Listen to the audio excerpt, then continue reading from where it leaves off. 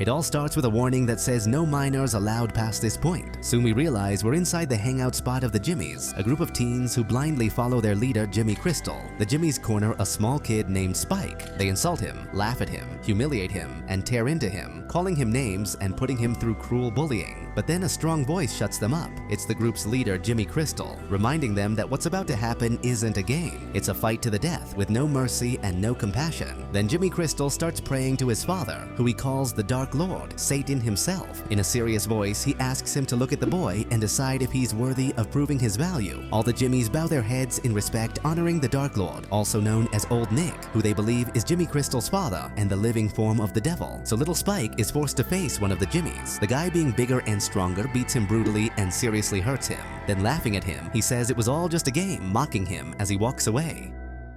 In that moment, the kid takes advantage of a slip-up and stabs a knife into the guy's leg. One of the girls in the group tries to help the wounded kid, but another Jimmy stops her, reminding her the rules say no one can step in. In the end, the kid actually wins because by luck or fate, the blade hits one of the attacker's arteries and he bleeds out right in front of everyone's shocked faces. Spike is left totally traumatized, unable to really understand how big what he just did truly is. After the fight, the boy says his name is Spike, but the leader of the Jimmies tells him that name doesn't belong to him anymore, and from now on his new name is Jimmy. Then he takes the wig off the Jimmy who died, showing that under it there's a scar shaped like a cross. After that, they all leave the place with the boy, who walks in silence, still in shock. Meanwhile, in the middle of a dark, quiet forest, we see a man moving slowly while picking fruit. Suddenly, a big group of infected people comes out from between the trees and starts chasing him. The biggest and strongest one, the alpha of the infected, catches up to him, hits him hard, and throws him to the ground.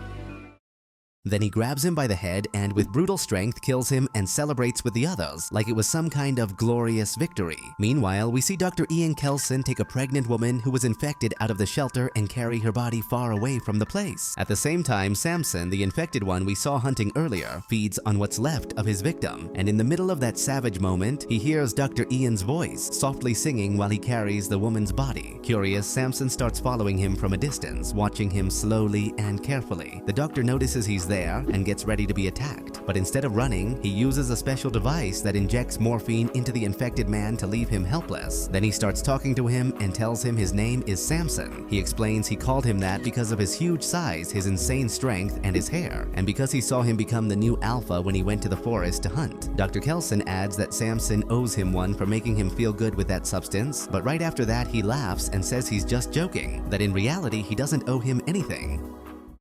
After that strange encounter, the doctor gathers his things and goes back home. He goes down to his basement, lights all his candles, puts on some music, and starts dancing slowly. Then he takes off his clothes and sits there looking at old photos of his family, letting himself sink into nostalgia and loneliness. Hours go by, and later we see him again in the forest, waiting for Samson. Once more, he prepares his weapon with the sedative and gets into position to shoot. When Samson shows up, the doctor tells him he has what he wants, the weapon that can calm him down, but he also warns him that if he kills him and takes his head, he'll never be able to have it. Since Samson comes closer calmly, without looking as terrifying as before, the doctor manages to shoot him with the sedative. Then the doctor talks to Samson and asks if he understands anything he's saying, or at least if he gets that he's not a threat and doesn't want to hurt him. He says it would be amazing to hear him say just one word, that it would almost be a miracle to find out the infection only clouds his mind instead of completely replacing it, and that maybe he still has memories or traces of who he once was. Maybe, the doctor thinks, Samson just wants peace, a break, a moment to breathe.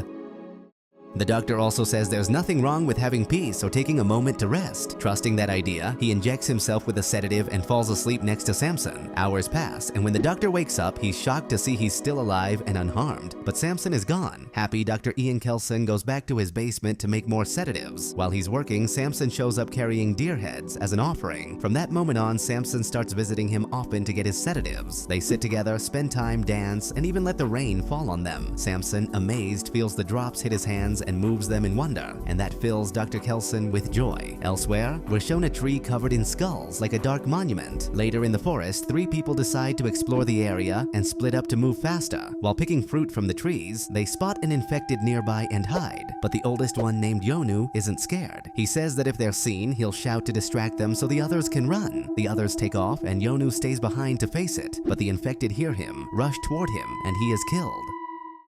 When the survivors get back home, they tell George, who lives with them, that they've got bad news. They lost Yonu. George answers that they're not the only ones with news because they've had visitors. The Jimmies have shown up. The newcomers eat like they're starving, while the people hosting them stay quiet, not knowing what to say. The girl asks why they're there. Jimmy Crystal says they were welcomed kindly with open arms, that they were fed and treated well, that their hunger and their hearts were filled. She then asks when they're leaving, but Jimmy Crystal coldly says they're not leaving, that they're staying right there, and that they're going to kill them. The girl runs out in panic, and that's when we see she's pregnant. After that, Jimmy Crystal sends one of his followers, named Jimmy Inc., to look for other places where they can settle. On the way, she runs into the man we saw before, now infected, but nothing happens to her because she attacks first and manages to get away. Meanwhile, the Doctor and Samson keep enjoying their time together, and Samson slowly starts to feel the world again, like something inside him is waking up. But Jimmy Inc., while searching for a new home for her group, sees them from far away. Back at the barn, the Jimmies and the family stay inside, waiting in silence.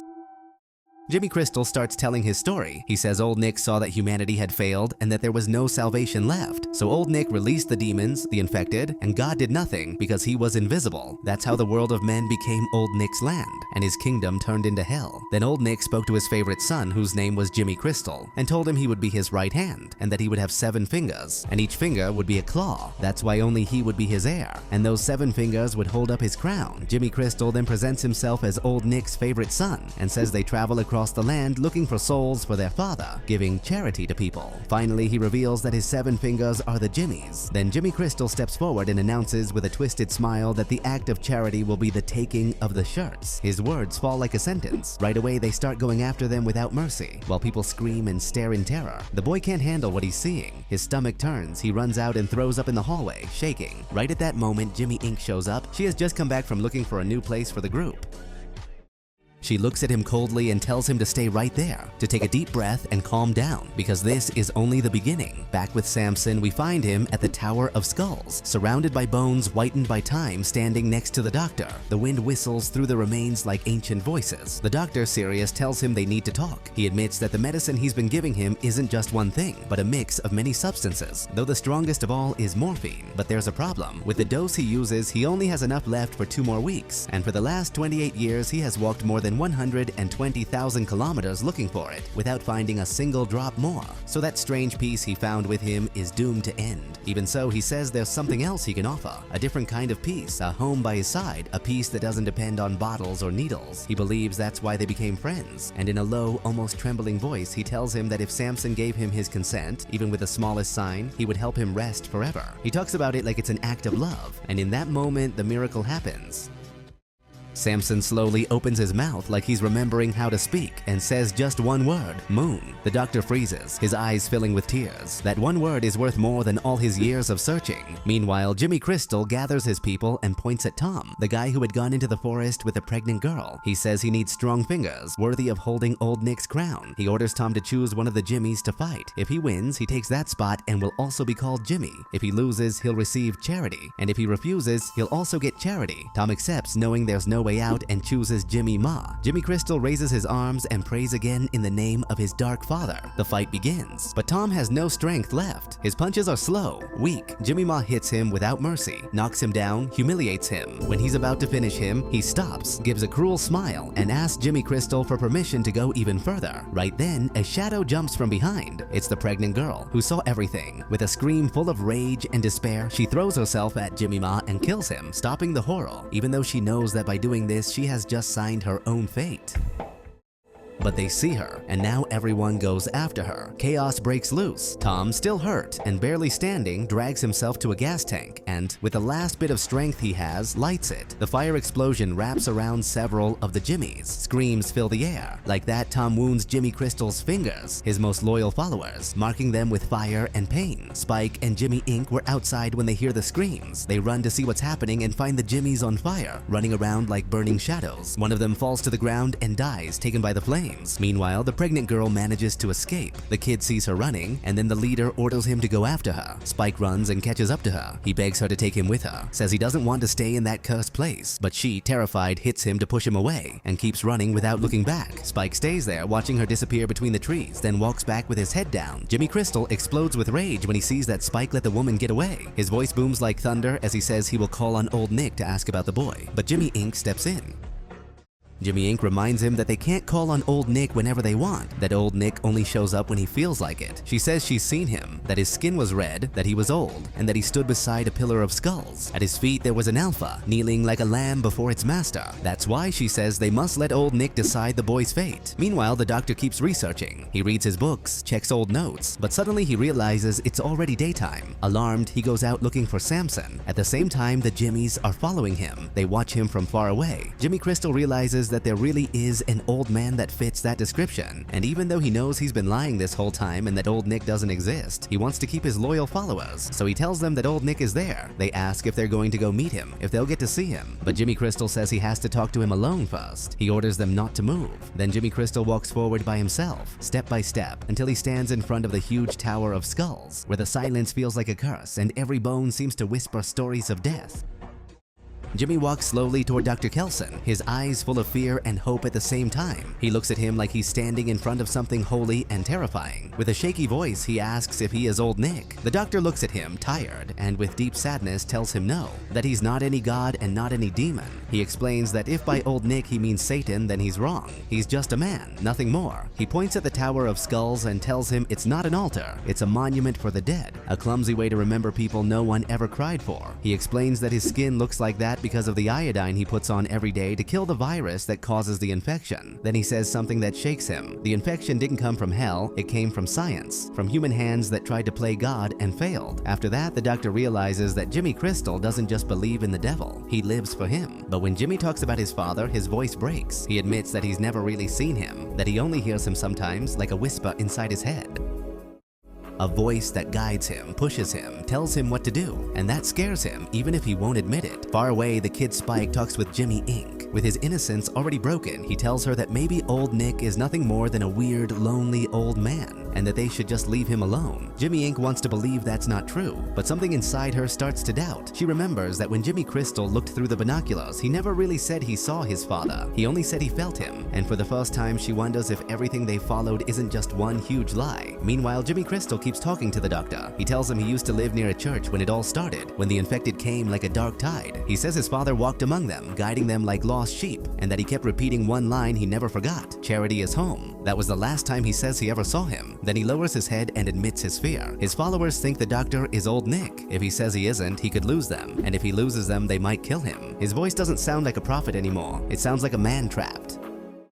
He tells the doctor he's trapped, that he can't tell the truth without destroying everything he's built, so he offers him a deal. He has to pretend to be Old Nick or he'll kill him. Jimmy Crystal leans in toward the doctor with a smile that promises nothing good and walks away. After that, he tells his Jimmys that the next day Old Nick will put on a show. No one is allowed to get close, no one is allowed to touch him, because anyone who does will burn in flames. Only him, the chosen son, can stand beside his father. It doesn't sound like a warning, it sounds like a sentence. Later, the doctor sits in front of Samson. The wind moves the skulls on the tower like they're whispering. The doctor speaks with a broken voice. He admits he was scared when Jimmy Crystal threatened him, that for the first time he thought about death not as an idea, but as something close. He thought about Samson, alone, lost, with no one left to call him by his name. That's why, he says, he's going to do something different. He's going to try the impossible. He explains that he's studied the infection for years, the brutal strength, the empty eyes, the tongue that fades away. But there's something even darker. He believes there's a wound in the mind. He's seen infected kill kids, babies, for no reason at all.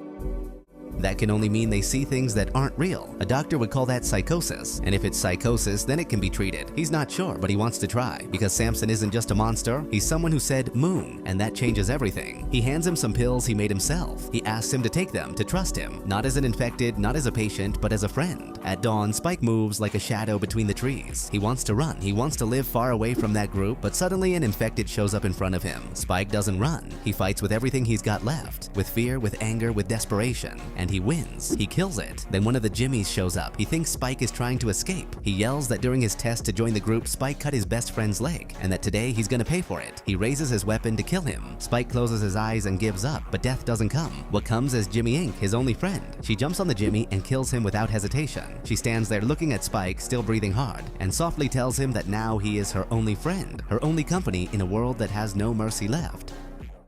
She tells him she's walked everywhere, that she's seen how people die for trusting, for splitting up, for thinking they could make it alone. That's why she begs him to never leave her, to stay by her side, because out there's only danger and no one reaching out to help you. Then they walk together to where Jimmy Crystal is to tell him what happened. They explain that one of his people tried to kill Jimmy Inc. and that she only defended herself. But Jimmy Crystal looks at them coldly like he doesn't believe a single word. He says it doesn't matter what they say. The truth will be decided that same night in front of old Nick, and no one will be able to lie when he's there. Later, the doctor goes out looking for Samson. He calls him with a tired voice, moving around the Tower of Skulls, the forest, the empty roads. But Samson doesn't show up. The truth is, Samson is far away, washing himself in the freezing river. Then he walks slowly, clumsy, like someone learning how to use his body again. He reaches an abandoned bus and sits inside. There, between broken seats and glassless windows, the memories come back. His life before, his name, his voice when he was still human. He tries to speak and the words come out slow, crooked, but real. For a moment, he's himself again, but the sound of footsteps pulls him back. The infected arrive and surround him. Samson stands up and fights with everything he has, hitting them, throwing them back, beating them one by one. But there are too many, and more keep coming. Meanwhile, the doctor goes through his books with shaking hands. He mixes bottles, lights candles, looks for music. He knows that night will decide everything. He wants to use the Jimmy's fear against themselves, trick them to save lives. He spends hours setting up his own show, not knowing if it'll work, but knowing that doing nothing would be worse. When night falls, the Jimmys move like a dark procession, led by Jimmy Crystal. They reach the Tower of Skulls, and there the doctor appears. He starts singing with a voice that doesn't sound like his, like he's lending his body to something bigger. Then he plays with fire, makes it move in the air, and while everyone watches, frozen in awe, he drugs them so they think they're seeing a god. He even puts on a record tied to Satan, so everything feels more real, more intense. In the end, the doctor, pretending to be old Nick, rises in front of them and calls out with a voice that sounds like it's coming from another world.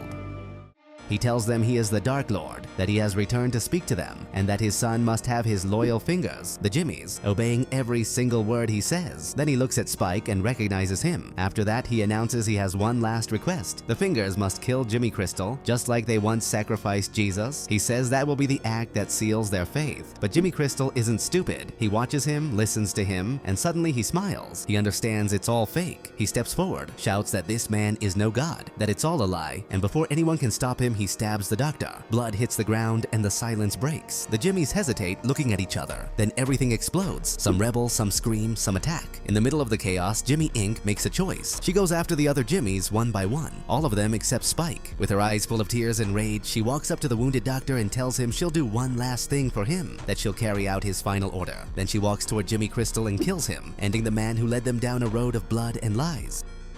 After that, Spike stands still, not knowing what to feel. The girl walks up, takes his hand, and together they walk away. On the road, she finally tells him her real name. It's Kelly. They leave Jimmy Crystal hanging like a symbol of everything that was fake and cruel, and the doctor lying on the ground. When everyone is gone, Samson shows up. He walks slowly, looks at the fallen doctor. He speaks to him, thanks him. In his mind, something has changed. The experiment worked. He's not just a beast anymore. Dr. Ian dies there in silence, knowing that at least one life was pulled out of the dark. Samson lifts his body gently and carries him away, like it's the most precious thing he has left. Meanwhile, Jimmy Crystal, still alive, cries nailed to the cross of his own lie until Samson comes back and ends him. Later on, we see Jim in a poor, broken down house. He's with Sam, talking about philosophy, helping him study for a test he has the next day. They talk about history, about ideas, about what it means to be human. Suddenly, Sam hears a noise. When they look outside, they see Spike and Kelly running, chased by infected. Without thinking twice, Jim and Sam run out to help them. And just like that, between running, fear, and hope, this story ends, with people who have already lost everything, but who still choose not to stop being human. If you liked the video, don't forget to hit like and subscribe to the channel. That's it for today. See you next time.